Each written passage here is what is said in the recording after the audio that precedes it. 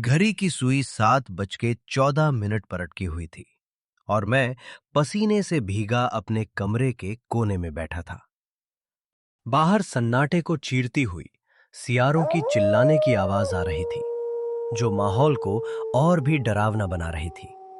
मेरा शरीर कांप रहा था और मेरी नजरें खिड़की पर जमी हुई थीं। मुझे पता था अब सिर्फ 1 मिनट बचा है और फिर वो डरावना खेल शुरू हो जाएगा। ये सब करीब 2 हफ्ते पहले शुरू हुआ था, जब मैं अपने दादाजी के पुराने कस्बे कालीघाट गया था। एक ऐसा कस्बा जिसके बारे में लोग बात करने से भी डरते थे।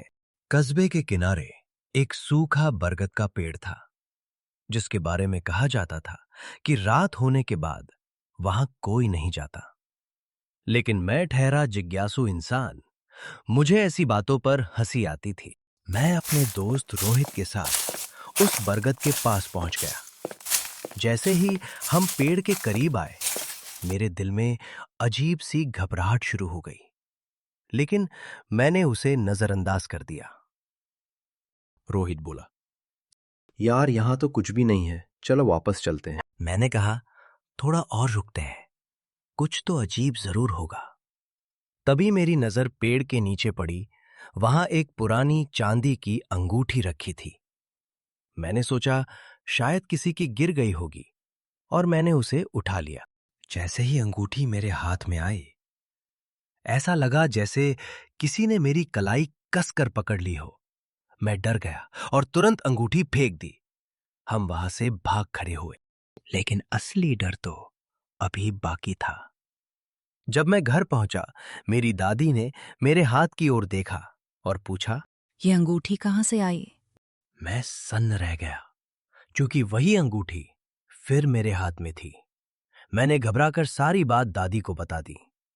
उनका चेहरा सफेद पड़ गया। उन्होंने धीरे से कहा, तुमने बहुत बड़ी गलती कर दी। ये आत्मा का चक्र है। मैंने पूछा, ये क्या होता है? दादी बोली, ये एक खेल है जो हर रात 7:15 से 8 बजे के बीच चलता है। जो भी इस अंगूठी को उठाता है, एक आत्मा उसे अपने खेल में खींच लेती है। अगर तुम 8 बजे तक बच गए तो तुम आजाद हो जाओगे, नहीं तो क्या? नहीं तो वो आत्मा तुम्हें अपने साथ ले जाएगी, हमेशा के लिए।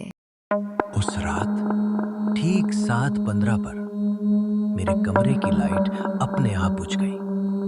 दरवाजा धीरे धीरे खुला और ठंडी हवा का झोंका अंदर आया। मेरे कानों में फुसफुसाहट गूंजी। खेल शुरू। मेरी रूह कांप उठी। मैंने अपनी आंखें बंद कर ली और भगवान का नाम जपने लगा। रात के 7:40 हो चुके थे और मेरी हिम्मत जवाब दे रही थी। मैंने सोचा कि अगर मैं भाग जाऊं तो क्या होगा। मैं हिम्मत करके अपने कमरे से बाहर निकला और मैंने देखा कि मेरे घर के हर कोने में अंधेरा छाया हुआ है। मेरे गले से आवाज नहीं निकल रही थी। तभी एक शैतान नजर आया। उसने अपना हाथ मेरी तरफ बढ़ाया। मैंने डर के मारे अपनी आंखें बंद कर ली और जब मैंने आंखें खोली तो वो गायब हो चुका था। मैंने सोचा, क्या ये मेरा वहम था? 7:45 हो चुके थे। अब सिर्फ 15 मिनट बचे हैं। मेरे कानों में वही आवाज फिर से गूंज उठी। मेरे दिल की धड़कन तेज हो चुकी थी। मुझे लगा कि अब मैं नहीं बच पाऊंगा। मैं तेजी से अपने कमरे की तरफ भागा।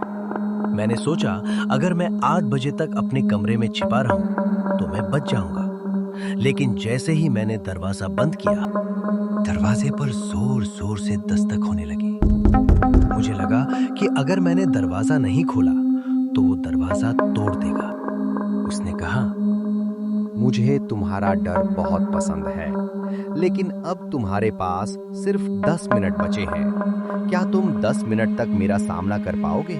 मैं इतना डर गया कि मेरे मुंह से आवाज नहीं निकली। मैंने सोचा, अगर मैं इससे बात करूंगा तो ये मुझे मार देगा। मैं चुपचाप अपने कमरे में चुपचाप बैठा रहा।